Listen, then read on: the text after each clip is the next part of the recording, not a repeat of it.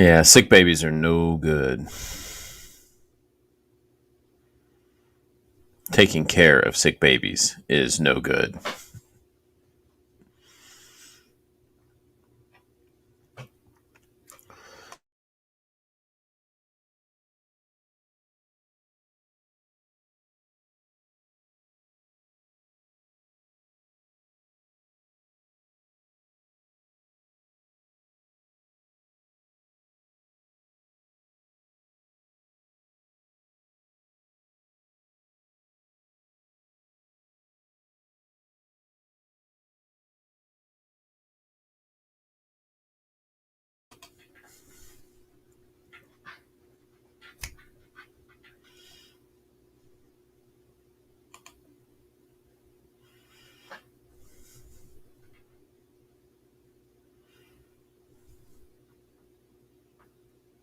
Till we're all growing a beard.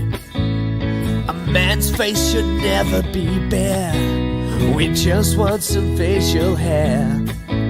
We're anticipating, yeah, everyone's waiting for a beard. Well, hey, good morning, everybody. This is Behind the Beards. And here on Behind the Beards, we usually pull the curtain back, take a look behind the scenes, and try to reveal the things that you need to know about your ministers and your ministry leaders. I am Joshua Fowler, a preaching minister in Baton Rouge, Louisiana. My partner, Aaron Partlow, is in Longview, Texas. He's not with us today. He's got some work that's being done on his house, or they're looking at the things that need to be done on his house, and the foundation repairman ended up being scheduled right about the same time we do this. So you got me today, got me solo, and then we'll be back kind of to our normal routine here over the next week. And it's been kind of a crazy week in our neck of the woods. We've been traveling some. My nephew got married here over the weekend, so I got to go back and see some family. So we've been a little bit out of the loop. Our schedule's been out of whack, and I don't. Maybe, man, maybe it's just a sign of getting older. But I realize a little more each day how much I really need structure. That when things kind of get out of the norm or off schedule, my body just doesn't respond the way it used to. But it's been good. There's a lot of good things going on. We've been recovering from the hurricane in the Baton Rouge area, and further south, much more severe than what we had. But my chainsaw's gotten some hours on it over the last few weeks as we've been cleaning up around our neighborhood and around people here in town who have needed some help, and that's just kind of contributed to some of the chaos. But it will be good next week to kind of get back on schedule and to be back with you in our normal capacity. But today I'm going to take just a few minutes um, and talk to you about integrity.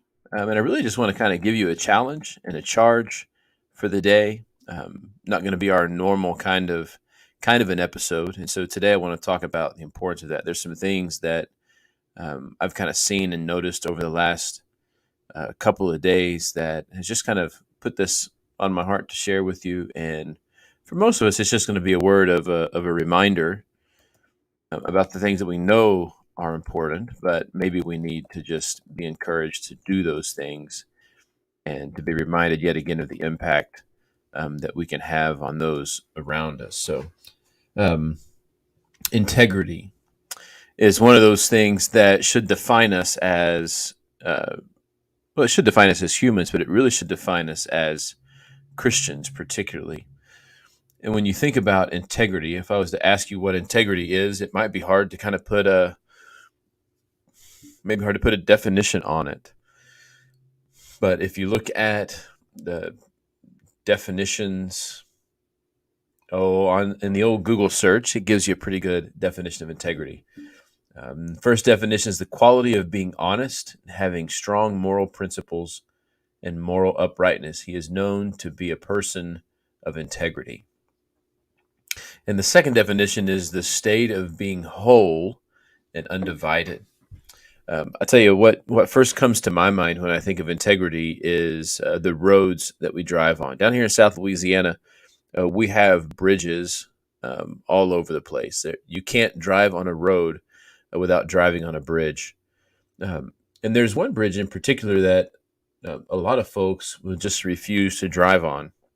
And it's a big bridge, goes over Lake Charles, and a lot of people just they either don't trust the bridge or they're just not sure about the bridge's integrity. But the truth is, how many of us ever think about the integrity of a bridge when we're driving over it?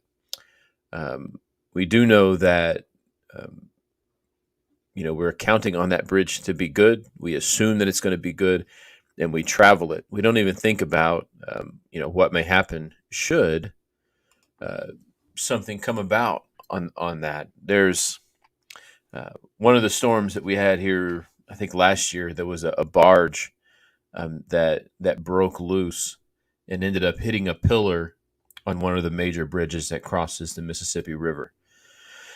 There's only three bridges that cross the Mississippi River in the greater metro area, and so you can imagine how much traffic those bridges carry on a daily basis. It's significant. A lot of people go across the river to go to work at the plants. Travelers, there is semi traffic on I-10 that goes, through town from New Orleans up into Baton Rouge and across. It goes almost coast to coast. So we travel it. The only thing we think about is the traffic that's on there, and are we going to be able to get across? And when our patterns are changed, maybe our mindset changes as well. But we assume that that bridge has integrity. We assume that it's whole. We assume that it's undivided. And when something happens that damages the integrity of the bridge, it must be addressed. And it must be addressed because if we can't trust the integrity of the bridge that we're traveling on, it can't function as a bridge.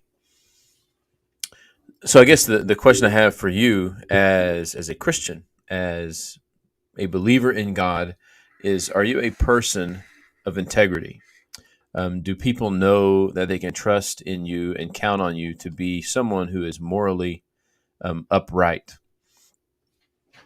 Um, that's one of the things that is supposed to mark us differently as Christians.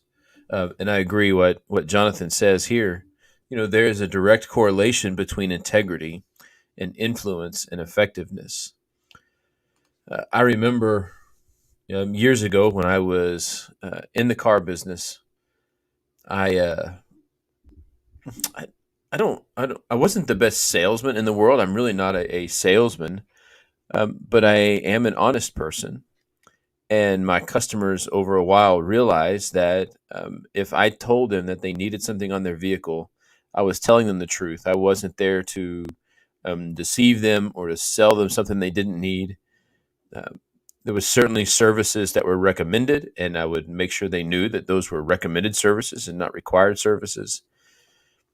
If my technician came up and said, "Hey, these folks are going to need brakes in a couple of months," I didn't try to scare them into buying them that day. I let them know that it was coming up soon and they could make the choice in doing it today or in the future.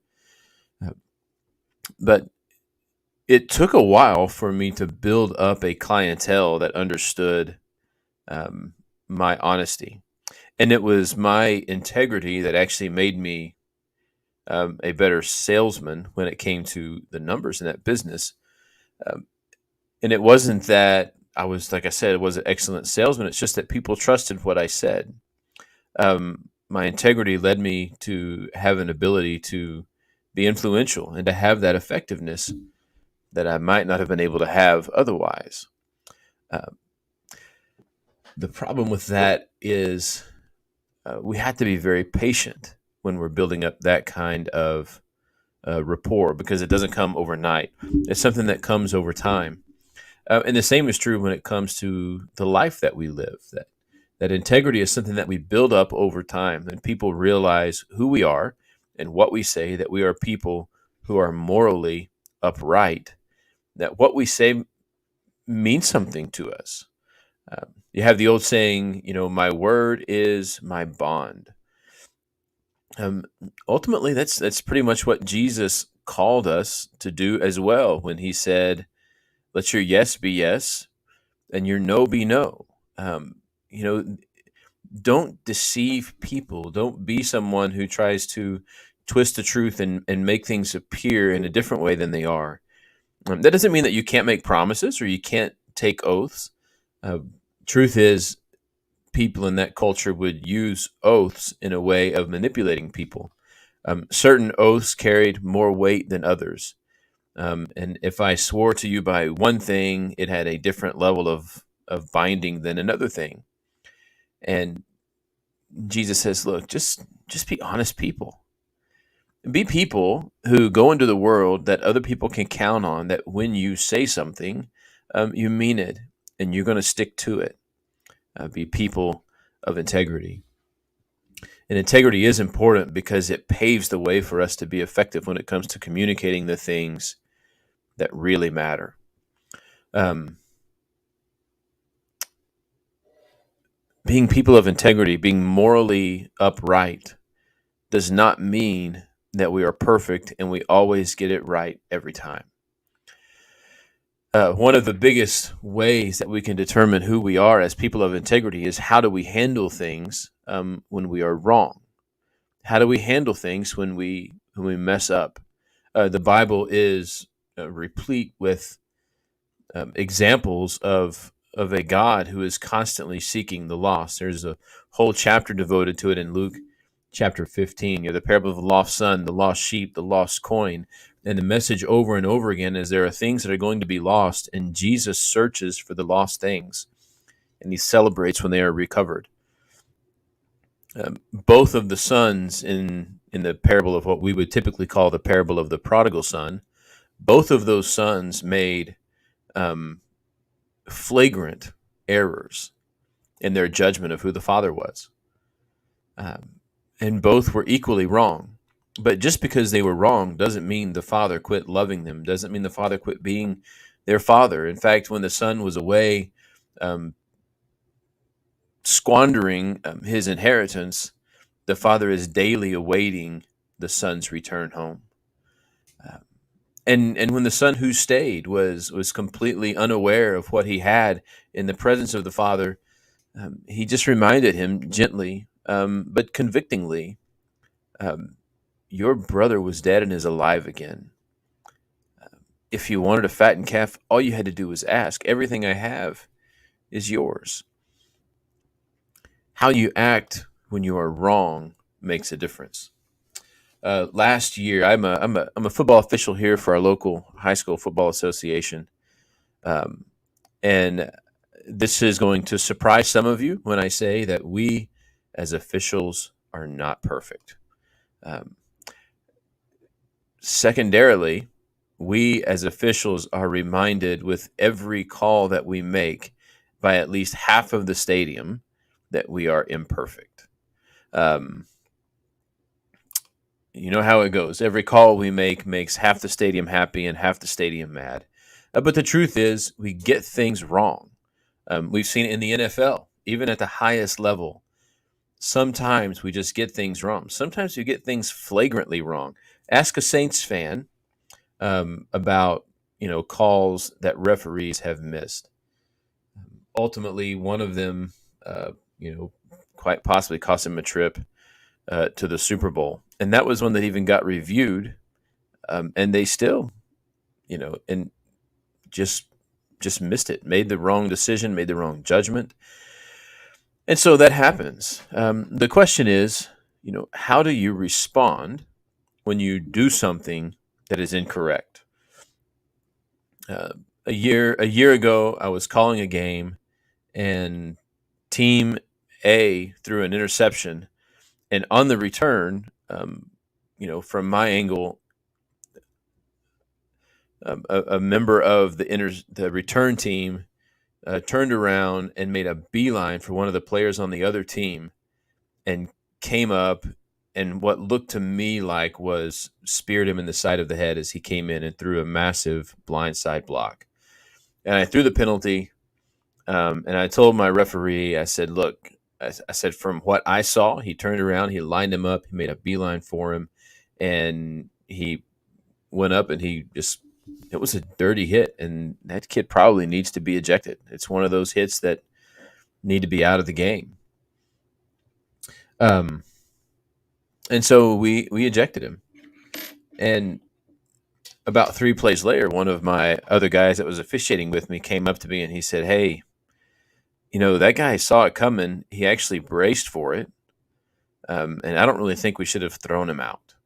I was like, well, that's information I wish I would have had before we actually made the decision. See, communication is so important when we're working as teammates.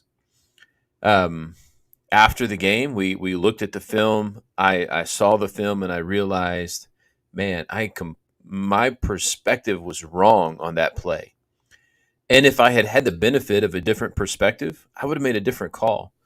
And so when the association, contacted me about it as they were trying to go through the appeals process, whether or not this young man could play the next week, I had a choice to make. I could stick with my call and I could say, look, I know what I saw and I'm right, and I'm not backing down off of this. Or I can admit that if I had had more information, I might have made a different call. And so I told him, I said, after looking at film, I don't even believe it was a foul.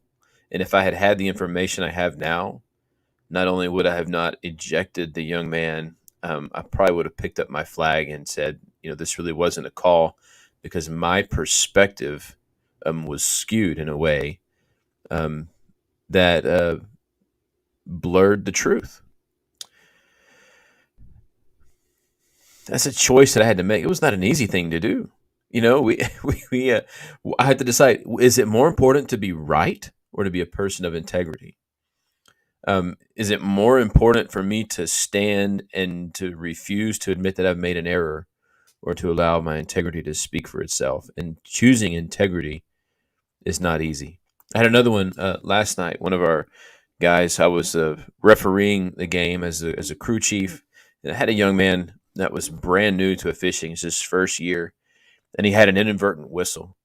He had an inadvertent whistle that actually cost a team who was behind a possession, which caused us to have to go back and replay a punt that they had recovered on a turnover.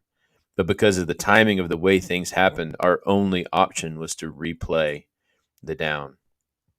Obviously, the coach wasn't happy. The players weren't happy. The fans are accusing us of cheating and being blind. And, it's just one of those things. And a few plays later, I see this guy, and, it's one of his first games on the field. And I went to him and I said, look, he said, I'm really, really sorry. I said, it's okay. I said, we all make mistakes. We are not defined, though, by our mistakes. We are defined by what we do next. Are we going to continue to make the same mistakes? Are we going to learn from it and grow from it? Paul even says in a couple of his letters, shall I go on sinning that grace may abound? Well, if grace is so great, should I just continue to live the way I'm living? He says, by no means. And he tells, I believe it's the Galatians, that like, you're eating milk and you should be eating meat. You should be growing.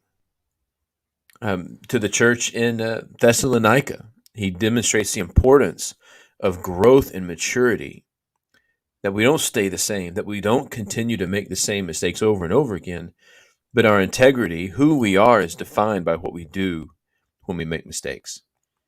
And people of integrity will be people who will learn from those things, admit them, own up to them, to be a person who says, look, I made a mistake.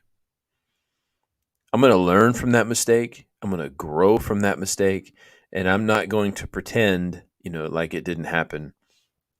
And I'm going to do my dead level best to not make that mistake again. It's really what integrity is all about. And as Christians, we are called to a different level of integrity. We are scrutinized in a different way. As ministers, even more so, we are held to a much different standard, and we should be. We should be, because we have been given a calling, a task, uh, of leading God's people in a way that inspires not only them, but the people around us to be better. So that's my first encouragement to you today, is to go and be people of integrity in whatever you do. Be the kind of people who are known for being people of their word, that known for being people of integrity, of moral uprightness, whole and undivided, because this will pave the way for you to be effective in the lives of people. The second thing is, we finish our podcast every week with this blessing. Do not grow weary in doing good. And I really want to sit here for just a few more moments as before we kind of wrap up this little sermonette, and really encourage you in this. Galatians chapter 6 and verse 9. Do not grow weary in doing good. Another thing that occurred at our football game last night is it was Catholic High and East Ascension High School. It was a JV game, and there's a man, a priest. He now works as a chaplain down at the state capitol. He's always there early for all of the Catholic High games. And every time I have officiated a game for Catholic High, he has been there, and he has walked up to our officiating crew, and he has said, do you mind if I pray with you guys before you officiate this ball game? And of course, we always oblige, and he does. This is a beautiful prayer for us. And then, as we were talking afterwards, one of the teams is a little late getting to the venue. They got tied up in traffic. And so we were talking just about life, and he asked about, my kids, and I told him about my son and his new marriage, and I told him about, becoming a grandfather soon, and about my daughter who's in college and my son who's about to graduate. And he asked me for their names, and then right there in the moment, he just stopped and he began praying for my children. And that wasn't a big thing. It's not a hard thing, but it's so rare. It's so rare because it requires us to do a couple of things. Just like being people of integrity requires us to do some things, finding good to do requires us to stop, to get outside of ourselves, and to take an interest in the people around us. And then taking the extra 2 minutes to do something good in the name of Jesus. I will tell you that moment where this man stopped and prayed for my children and myself was one of the most rewarding things I've ever experienced. It inspired me again to be that kind of a person who does not grow weary in doing good. Because the truth is, the world we are living in is messy. There are things that are falling apart around us. Sometimes it seems like our world is just ripping apart at the seams. But every once in a while, you catch a glimpse of the goodness of humanity. Every once in a while, you catch a glimpse of a video that is shared on social media that reminds us, there are still people doing good in this world. As followers of Jesus Christ, do not grow weary in doing good. So be people of integrity, and be people who are demonstrating the goodness of God in a world that desperately needs to see the goodness of God. That is my challenge to you today. Do something good in the name of Jesus. So until next week, I'm Josh, and my partner on the backside of the screen getting his house back in order is Aaron Partlow. I miss you, brother. It's not the same without you, but I have enjoyed being with all of you today. And until next week, this is Behind the Beards. Till we're all growing a beard. A man's face should never be bare. We just want some facial hair. We're anticipating, yeah, everyone's waiting for a beer.